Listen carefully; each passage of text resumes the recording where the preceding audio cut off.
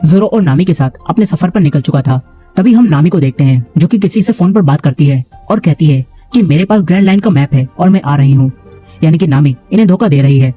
अब इसके बाद हम 7 साल पहले के साइरप विलेज को देखते हैं, जहाँ एक बच्चा उसोप हमेशा शोर मचाकर सबको डराता है और कहता है कि लुटेरे आ रहे हैं। शुरू में सभी लोग उसकी बातों को सच समझकर उससे डरते थे, लेकिन कुछ सालों बाद ही लोग समझ गए कि उसोप झूठ बोलता है, इसीलिए अब कोई भी उसकी बात पर विश्वास नहीं करता। कहानी प्रेजेंट डे में आती है, जहाँ उसोप अब बड़ा हो चुका है, लेकिन अब भी वो सबसे कहता है कि लुटेरे आ रहे हैं, लेकिन अब भी कोई उसकी बातों पर विश्वास नहीं करता।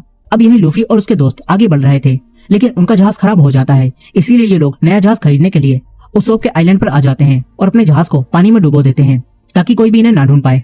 दूसरी तरफ गार्फ लूफी को ढूंढने के लिए आगे बढ़ रहा था। तभी गार्फ देखता है कि कोबी इस जहाज पर बाकियों से अच्छा काम करना जानता है, इसीलिए गार्फ कोबी को अपने साथ ले जाता है और हेलमेपो से काम करने के लिए कहता है।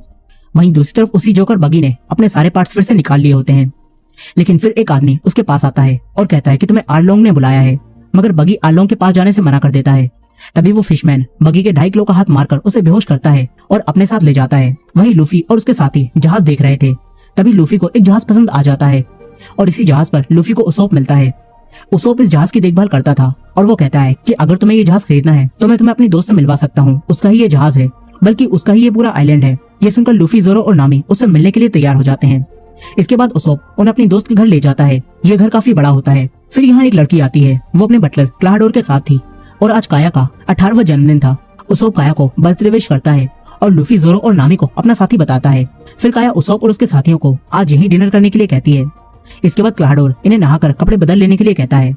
यहाँ काया के मॉम डैड की डेथ हो चुकी थी और काया भी काफी बीमार रहती थी, इसीलिए उसके नौकर और क्लाहाडोर ही पूरा घर संभालते हैं।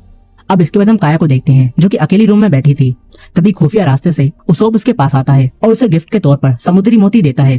उसोप काया को खुश करने के लिए उसे झूठी झूठी कहानियां सुनाता है कि वो बड़े बड़े एडवेंचर कर चुका है। तभी काया को खांसी आती है। उसोप उसे उसकी चाय पिलाता है, जिससे काया को थोड़ा अच्छा महसूस होता है। यही लूफी और नामी इतने सारे कपड़े देखकर कंफ्यूज हो रहे थे कि वो कौन से कपड़े पहने। अब तभी यहाँ जोरो आता है और लूफी और नामी से पूछता है कि क्या काया के साथ जो आदमी था, क्या वो तुम्हें जाना पहचाना लग रहा था?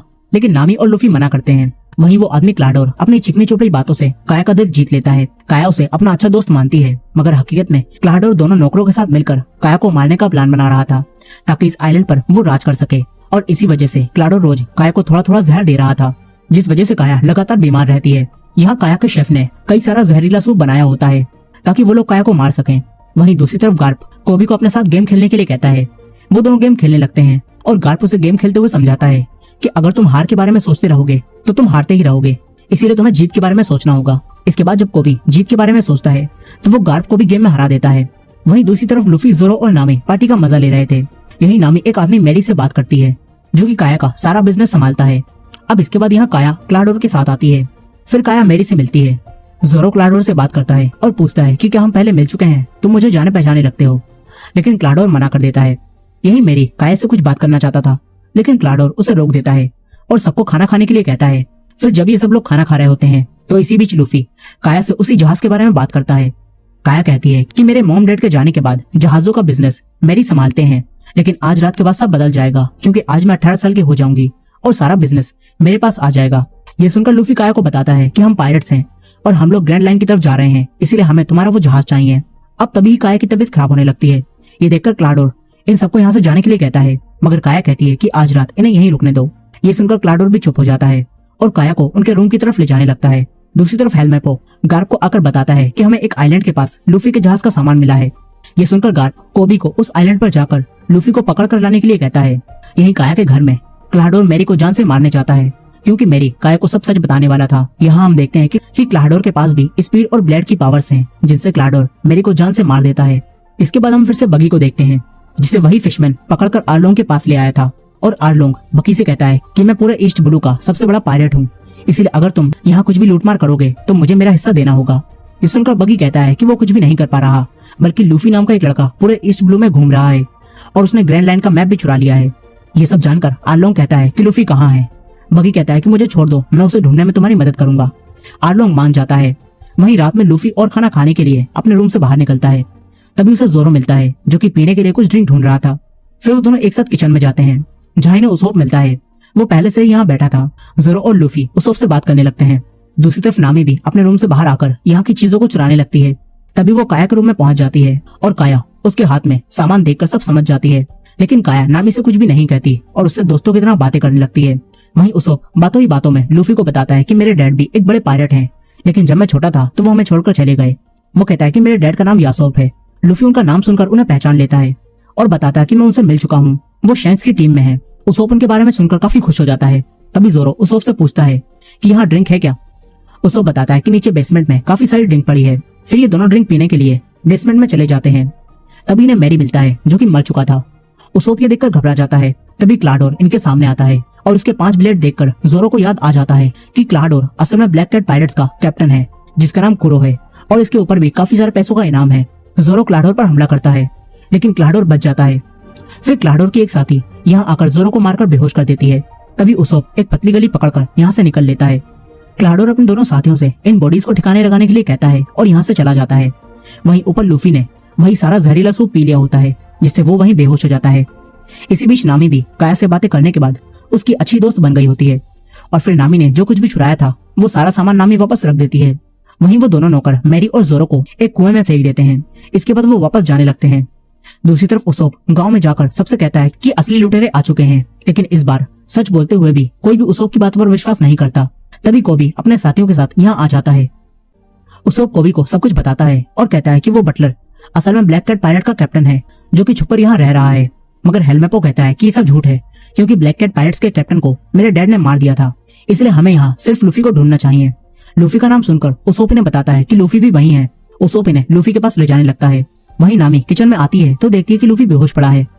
अब तभी यहाँ कोई आने लगता है। नामी वहीं छुप जाती है।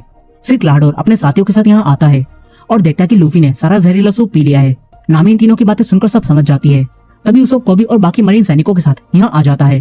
क्लाडोर दरवाजा खोलता है। उसोप कहता है कि यही वो लुटेरा है, लेकिन क्लाडोर कोबी से कहता है कि उसोप मानसिक रूप से बीमार है और बचपन से ही वो ऐसी कहानियां बनाता रहता है। ये सुनकर कोबी के अलावा कोई भी उसोप की बातों पर विश्वास नहीं करता। फिर हेलमेपो क्लाडोर से लूफी के बारे में पूछता है। क्लाडोर बेहोश लूफी को इन्हें सौंप देता है। वहीं नामी बाहर आकर उसकी साथी के एक पैर मारकर उसे बेहोश कर देती है और यहाँ से भाग जाती है। दूसरी तरफ उसोप भी भागकर काया के पास पहुंच जाता है। इधर क्लाडोर कोबी को यहाँ से जाने के लिए कहता है और उसके मुंह पर दरवाजा बंद कर देता है। वहीं नामी भी काया और उसोप के पास पहुंच चुकी थी। फिर उसोप और नामी क्लाडोर की सच्चाई काया को बताते हैं। वहीं जोरो कुएं में अब भी जिंदा होता है। जोरो वहां से बाहर निकलने की कोशिश करता है लेकिन वो कुएं से बाहर नहीं निकल पा रहा था, मगर जोरो हार नहीं मानता। इसी बीच हम जोरो के पास्ट को देखते हैं जब वो तलवारबाजी करना सीख रहा था। यहाँ एक लड़की कोइना जोरो की काफी अच्छी दोस्त थी। जोरो हमेशा उससे हार जाता था, मगर फिर उन दोनों ने साथ मिलकर कड़ी ट्रेनिंग करी और एक दूसरे से वादा किया कि हम में से एक इस दुनिया का सबसे बड़ा तलवारबाज बनेगा। लेकिन फिर कुछ समय बाद ही कोइना के एक एक्सीडेंट की वजह से डेथ हो गई और ये सब जानकर जोरो को काफी दुख हुआ। इसके बाद जोरो कोइना से किए हुए वादे को निभाने के लिए दुनिया का सबसे अच्छा तलवारबाज बनने निकल पड़ा। अब प्रेजेंट डे में यहाँ 12 बज जाते हैं और काया ऑफिशियली अब बड़ी हो चुकी है। इसीलिए अब क्लाडोर काया की प्रॉपर्टी पर कब्जा करने के लिए उसे मारने जाता है। वो इस घर से बाहर निकलने के सभी रास्तों को बंद करवा देता है। इसके बाद उसके दोनों साथी और वो खुद अपने हथियारों के साथ काया को मारने जाने लगता है। लेकिन काया उसोप और नामी के साथ यहाँ के खुफिया रास्तों से दूसरी तरफ जाने लगती है। ये लोग दीवारों के अंदर से जा रहे थे। तभी काया खांसती है और उसकी आवाजें सुनकर क्लाडोर अपने ब्लेड से उस पर हमला करता है। वो तीनों यहाँ से भागते हैं। दूसरी तरफ जोरो कुएं से निकलने की कोशिश कर रहा था, लेकिन जोरो दोबारा से नीचे गिर जाता है, मगर जोरो हार नहीं मानता। वो दोबारा उठकर ऊपर चलने लगता है और आखिरकार जोरो कुएं से बाहर आ जाता है। वहीं कोबी लूफी को पकड़ कर ले जा रहा था, लेकिन कोबी को उसोप की बातों पर थोड़ा थोड़ा विश्वास होने लगा था। अब तभी लूफी को यहाँ होश आता है। तभी हेलमेपो उसके पास जाता है, लेकिन फिर लूफी सारा का सारा सूप उसके ऊपर ही निकाल देता है। इसके बाद लूफी पूरी तरह से होश में आ जाता है और लूफी कोबी से कहता है कि मुझे यहाँ से जाना होगा ताकि मैं अपने दोस्तों को बचा सकूं। लेकिन हेलमेपो उसे पकड़ने के लिए उसे मारने वाला था। तभी जोरो यहाँ आ जाता है और उसके साथियों को मार देता है। वो हेलमेपो को भी बेहोश कर देता है। इसके बाद जोरो और लूफी अपने दोस्तों को बचाने जाने लगते हैं। वहीं घर में काया, नामी और उसोप एक पुराने रूम में आकर छुपते हैं। तभी क्लाडोर भी यहाँ आ जाता है और उन्हें ढूंढने लगता है। इसी दौरान जोरो और लूफी भी घर के अंदर आ जाते हैं। लूफी ऊपर जाता है और जोरो दूसरी तरफ जाता है। जोरो के सामने क्लाडोर के दोनों चमचे आते हैं। जोरो उनसे फाइट करता है। वहीं क्लाडोर काया और नामी को पकड़ लेता है। वो दोनों को मारने वाला था। तभी उसोप अपने हथियार से उसके एक निशाना लगाता है, मगर क्लाडोर बच जाता है। फिर क्लाडोर उसोप पर हमला करके उसे दूर फेंक देता है। इसके बाद वो काया को मारने आता है। तभी लूफी आकर उसे रोक देता है। फिर लूफी क्लाडोर से फाइट करता है। काया और नामी उसोप के पास आ जाती हैं। यही क्लाडोर काफी तेज था, इसीलिए लूफी उस पर हमला नहीं कर पा रहा था। क्लाडोर लूफी को बातों में उलझाकर उस पर कई बार हमला करता है। इसीलिए अब लूफी शांत हो जाता है और क्लाडोर के एक मुक्का मार के उसे गिरा देता है। दूसरी तरफ जोरो भी क्लाडोर के दोनों साथियों से फाइट करके उन्हें धूल चटा रहा था और यहाँ अब क्लाडोर लूफी से फेस टू फेस फाइट करता है और अपने ब्लेड से उस पर हमला करता है, लेकिन लूफी आराम से उनसे बच जाता है। फिर लूफी एक और स्पेशल मूव से क्लाडोर को यहाँ से दूर फेंक देता है। नीचे जोरो भी उसके दोनों साथियों को हरा देता है। इसके बाद ये सब लोग बच जाते हैं, मगर नामी इनसे कहती है कि हमें तुरंत यहाँ से निकलना होगा क्योंकि मरीन सैनिक जान चुके हैं कि हम यहाँ पर हैं। मगर लूफी कहता है कि हमारे पास तो कोई जहाज भी नहीं है। ये सुनकर काया इन्हें वही जहाज दे देती है। इसके बाद उसोब भी इनके साथ इनके सफर पर जाने का फैसला करता है और ये चारों इस आइलैंड से निकल जाते हैं। दूसरी तरफ क्लाडोर अब भी जिंदा होता है और वो भी इस आइलैंड से बचकर भाग गया होता है। वहीं कोबी जहाज पर गार्प से माफी मांगता है और कहता है कि वो लूफी को पकड़कर नहीं ला पाया, लेकिन गार्प उससे कहता है कि चिंता मत करो, तुमने अपना काम कर दिया, तुम उन लोगों को आइलैंड से बाहर ले आए। गार्प को लूफी का जहाज दिख रहा होता है और अब गार्प इनसे लूफी के जहाज पर हमला करने के लिए कहता है। वहीं वो सब अपने नए जहाज पर आराम कर रहे थे, तभी इनके ऊपर बमों की बरसात होने लगती है। फिर लूफी दूरबीन से मरीन सैनिकों की शिप को देखता है और उसे गार्प दिखता है। लूफी गार्प को देखकर कहता है कि ये तो मेरे दादाजी हैं। ये सुनकर सभी लोग चौंक जाते हैं और इसी एंडिंग के साथ वन पीस के 4 एपिसोड्स की कहानी यहीं खत्म हो जाती है और ये वीडियो भी अब काफी लंबी हो चुकी है, इसलिए इसके आगे की कहानी को हम अगले पार्ट में देखेंगे। तो अगले पार्ट को मिस ना करने के लिए हमारे चैनल को सब्सक्राइब करके बेल नोटिफिकेशन को ऑन कर लीजिएगा और ये वीडियो पसंद आई हो तो वीडियो को लाइक जरूर कीजिएगा। मिलते हैं नेक्स्ट पार्ट में।